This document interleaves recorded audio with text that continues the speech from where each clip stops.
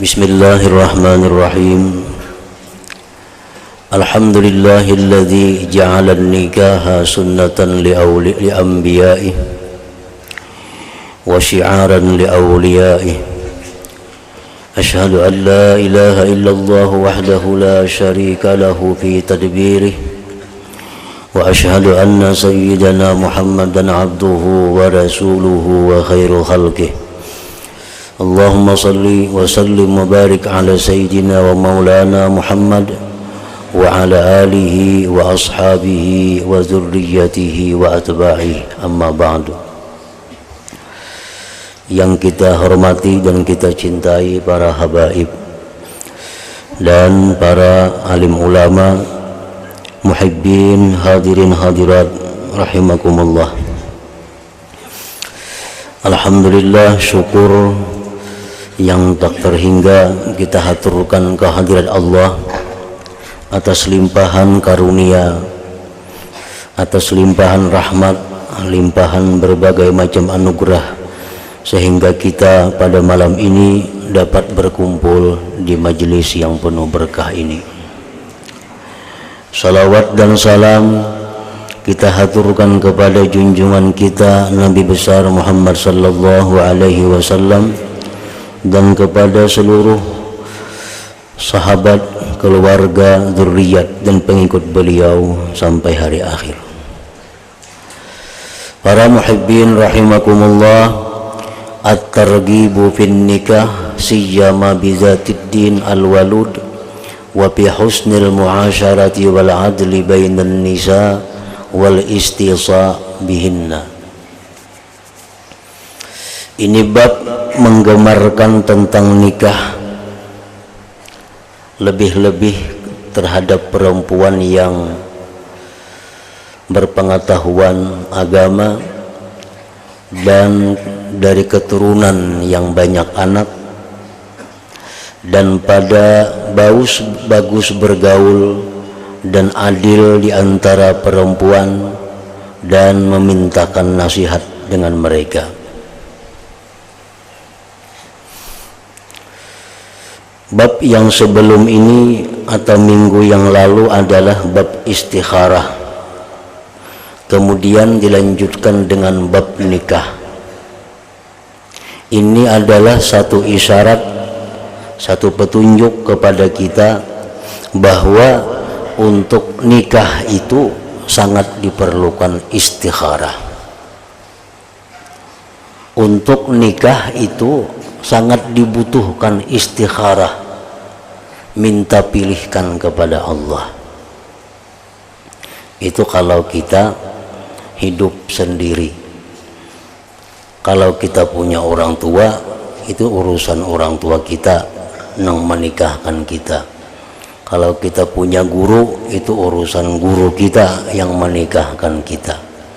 Nah, orang yang hidupnya mandiri, kada punya guru atau ada punya guru cuma guru-guru biasa, nah itu diperlukan istikharah agar rumah tangga yang dibangun, rumah tangga yang baik di sisi Allah, dan keturunan yang dihasil pun keturunan yang salih dan salihah.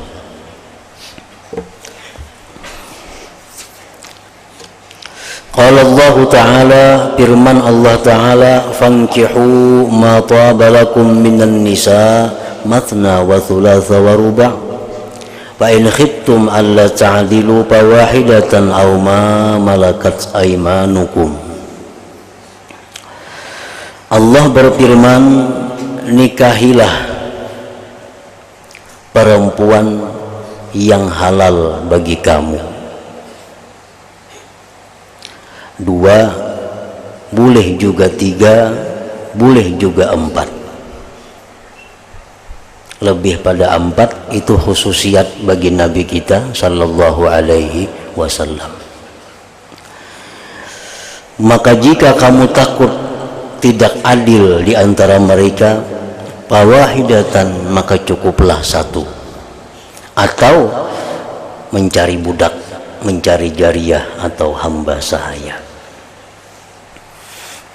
Nah, para muhibbin rahimakumullah, para ulama fuqaha membagi hukum nikah itu ada beberapa macam.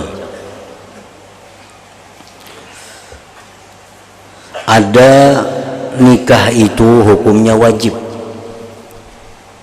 wajib mesti kawin. Kalau kada kawin ini berdosa. Nah itu linnadiril qadir al-qasidi ta'atan, untuk orang yang bernazar, mampu dan berniat untuk taat kepada Allah. Ini bernazar nikah dan dia mampu dan tujuannya adalah untuk taat. Nah, maka oleh karena dinazarkan itu, maka nikah menjadi wajib. Nah, contoh lain lagi yang nikah itu hukumnya wajib adalah orang yang sudah dalam keadaan takut zina. Misalnya dia bekerja di suatu tempat yang di tempat itu hanya dia dengan perempuan, atau misal dia tinggal di suatu rumah yang di rumah itu hanya ada dia dan perempuan. Ini kalau pada nikah ini bisa zina, karena tiap hari bertemuan, tiap hari berpandiran. Kalau kada nikah bisa terjadi zina.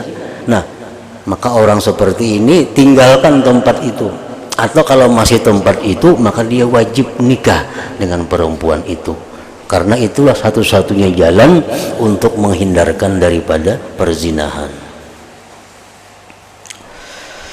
Nah, wajib nikah. Adapun yang kedua, nikah itu hukumnya sunat. Nikah yang hukumnya sunat itu litta'ikil qadiri al-qasidi ta'atan. Nikah hukumnya sunat bagi orang yang ingin, bagi orang yang hendak, mampu dan tujuannya ibadah. Nah, tujuannya ibadah. Ini memang hendak kawin dan kemampuannya ada, tujuannya ibadah. Seperti tujuan ibadah menjaga diri daripada hal-hal yang kada baik, ingin mendapatkan zuriat yang salih dan salihah, ingin memperbanyak umat Nabi Muhammad sallallahu alaihi wasallam.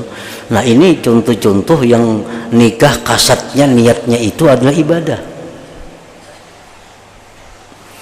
Ada pula nikah itu hukumnya makruh.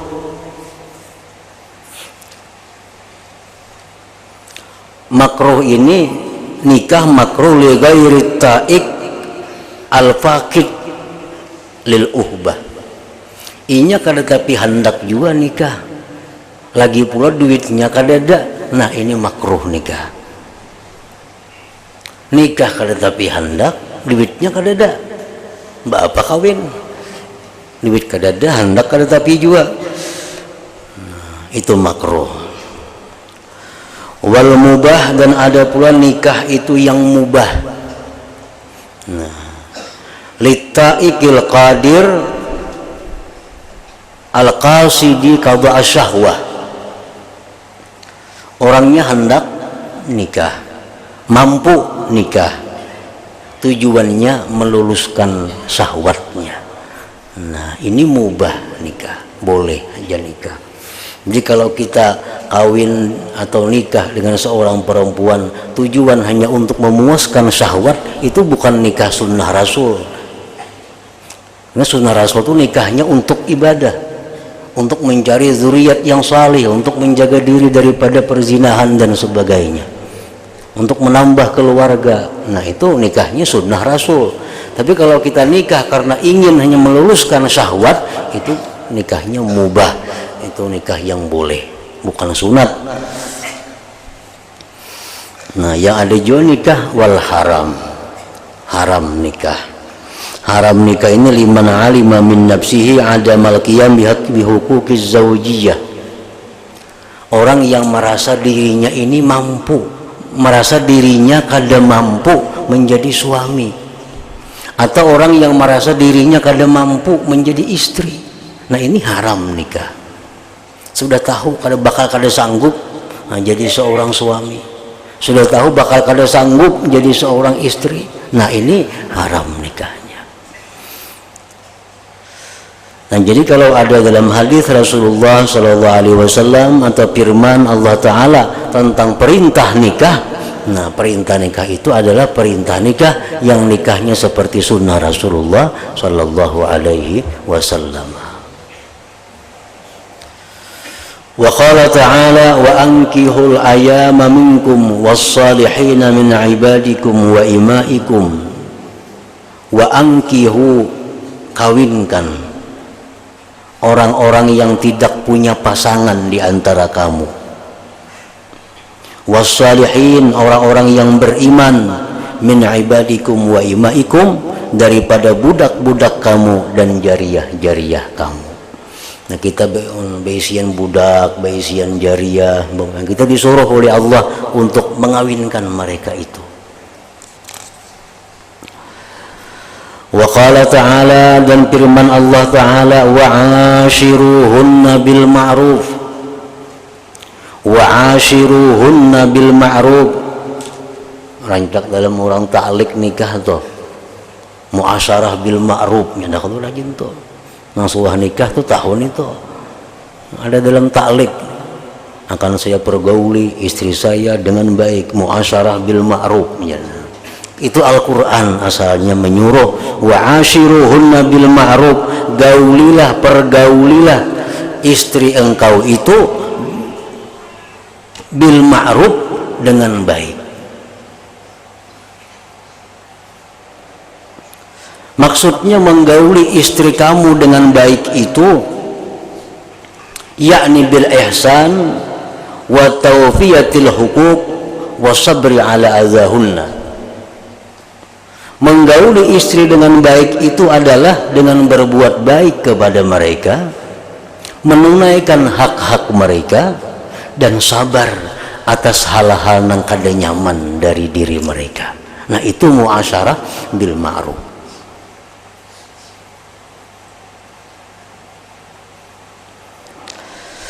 Para ulama menyatakan bahwa ada beberapa hak pokok yang ini merupakan kewajiban seorang suami. Nah ini yang dimaksud dengan ashiruhunna bil ma'ruf. Yang pertama, hak seorang istri terhadap suami, ayyahdumaha, bahwa suami ini membantu istrinya,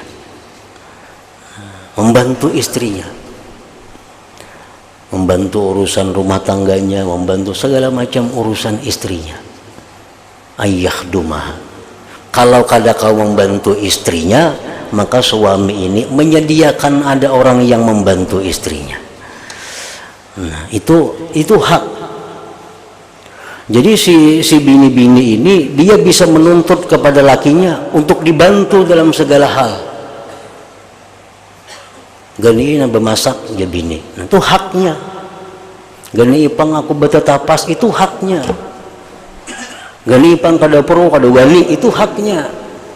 Gani semuaan apa keperluan bini, itu hak bini yang ada pada diri suami. Nah bila kita kada kawa membantu setiap saat, maka kita disuruh mengadakan di rumah orang yang menggantikan kita untuk membantu istri. Nah itu hak istri.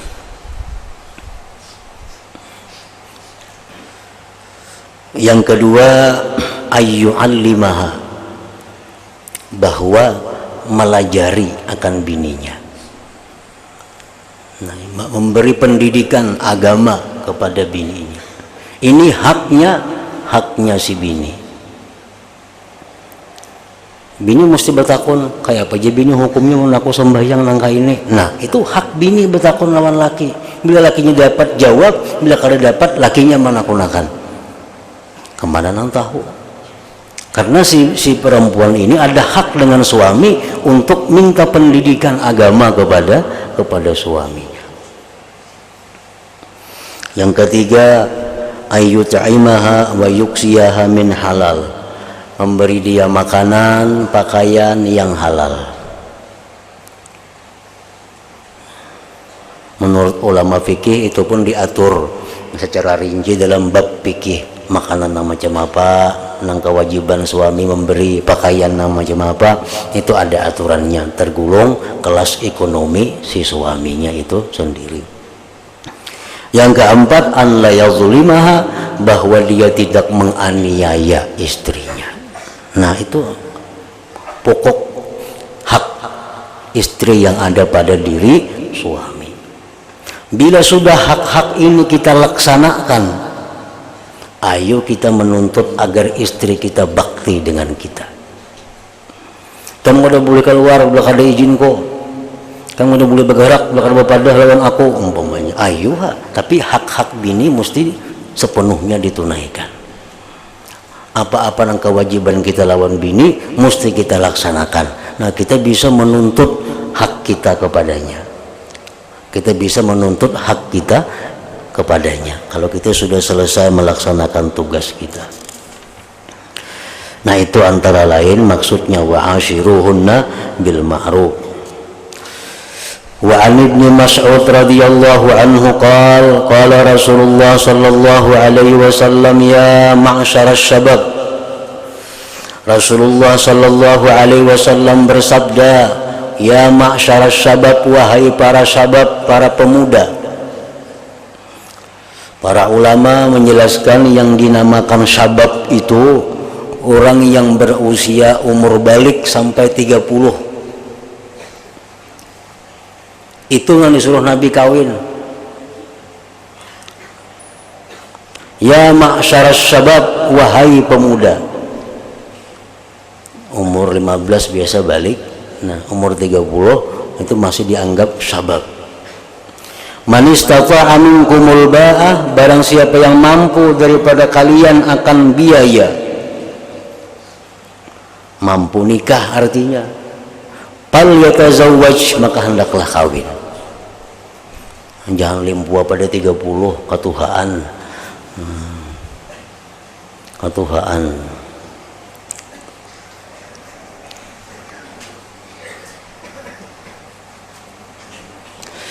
Fa'innahu aghaddu lil basar, maka itu nikah memelihara mata, wa ahsanu lil farji, menjaga kemaluan daripada zina.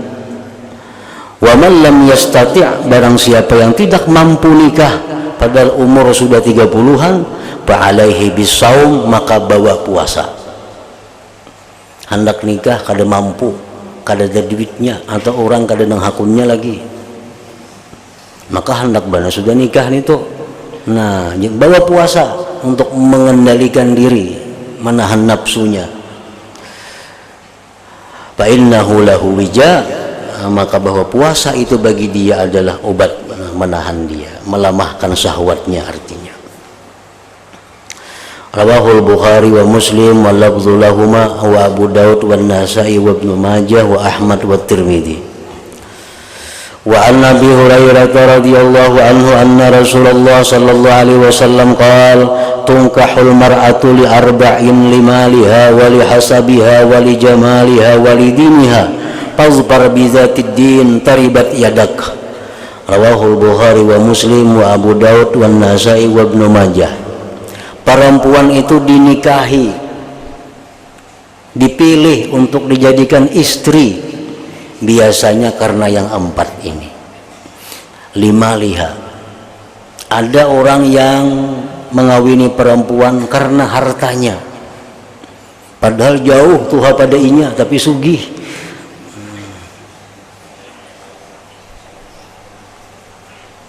Umur 60 tahun sudah bebiniannya, lakiannya hanya 20, tapi orangnya bini-bini ini kaya raya. Kawininya itu 5 liha karena hartanya. Karena apa lagi? Pada karena harta.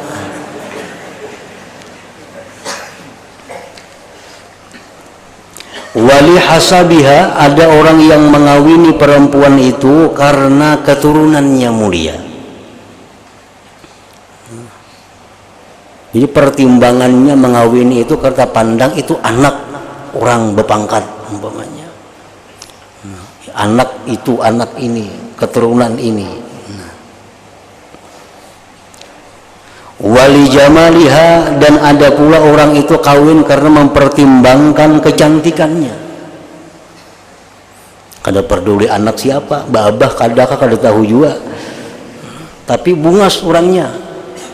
Nah itu dia dijadikannya istri karena dasarnya mengambil keputusan kecantikannya. Nah wali diniha, dan ada pula orang kawin itu karena dasar agamanya. Nah ini perempuan ini kupilih karena semata-mata akhlaknya mulia.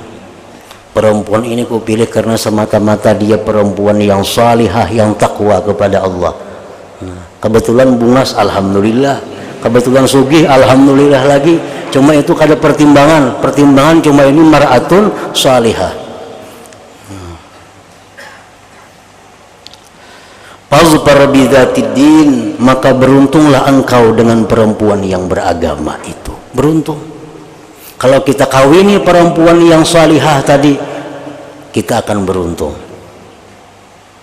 Taribat yadak illam taf'al ma umirta bih, engkau menjadi rugi, engkau menjadi fakir jika engkau tidak mengamalkan apa yang diperintahkan dengan engkau. Nah, kalau kita mengambil karena kekayaannya, kita akan jadi fakir. Kita mengambil karena kemuliaannya, kita akan jadi hina. Nah, kita mengambil karena kecantikannya, kita akan sakit hati, akan sengsara. Fazfar bidzatiddin taribat yadak. Nah jadi itulah si laki-laki disuruh memilih. Disuruh memilih perempuan itu yang beragama, artinya yang berakhlak mulia, yang mar'atun salihah. Dan itu merupakan salah satu haknya anak keturunan yang ada pada diri kita. Sayyidina Umar pernah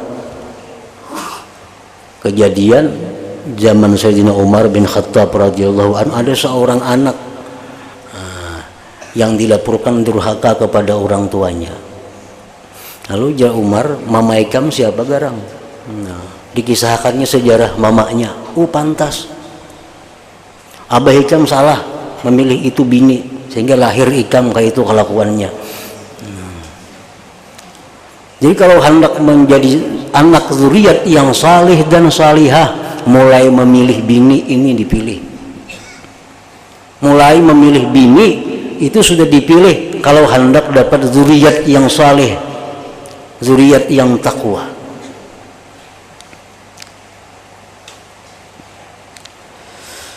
Para muhibbin rahimakumullah. Jadi laki-laki ada hak untuk memilih tadi. Nah, Imam Ghazali menyebutkan dalam Ihya Ulumuddin yang tulisannya di situ, wa yajibu 'alal wali ayyura iya khisal az-zawj wal yanzur li karimatihi fala yuzawwijuha biman sa'a khuluquhu aw khalquhu aw dha'ufa dinuhu aw qassara 'anil qiyam bihaqqiha aw kana la yukafi'uha binasabiha. Ujar Imam Ghazali, wajib bagi orang jadi wali, abah kah, kai kah, atau dan sanak kita kah, yang jadi kita jadi wali nih, wali perempuan. Wajib bahwa kita menjaga perkara-perkara suami itu dan dia memikirkan untuk anak perempuannya. Jangan sembarang terima lamaran orang nih. Itu wajib bagi seorang wali memelihara itu, menjaga itu, memperhatikan siapa yang melamar anakku ini, siapa yang melamar adingku ini, siapa yang melamar cucuku ini. Maka dia tidak boleh mengawinkannya daripada orang yang jahat budi pekertinya, yang jahat kejadiannya, lemah agamanya.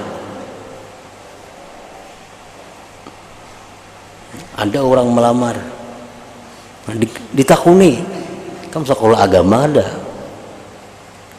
dia bisa mengaji Quran, dia mengaji dulu sampai tamat, hanya melamar.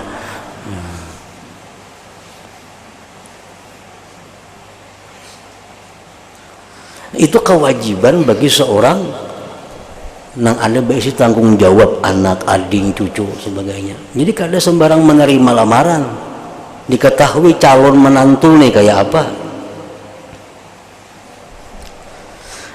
dan dia tidak boleh mengawinkannya dengan orang yang tidak sekufu dengan dia. Kada boleh mengawinkan dengan orang yang kada sederajat dengannya. Misal kita orang Arab umpamanya, Arab lawan orang ajam macam kita, kada sekufu, kada sederajat. Kita orang Arab, ada anak kita anak Arab artinya. Nah, ada orang biasa yang melamar, oh kada kawa, itu kada sekufu, kada sederajat. Wa mahma zawwaja ibnatahu zaliman aw fasikan aw mubtadi'an aw syariba khamrin faqad jana ala dinihi wa ta'arrada li sukhtillah. Ujar Imam Ghazali ini dalam kitab Ihya itu, bila mana dia mengawinkan anak perempuannya akan orang yang zalim,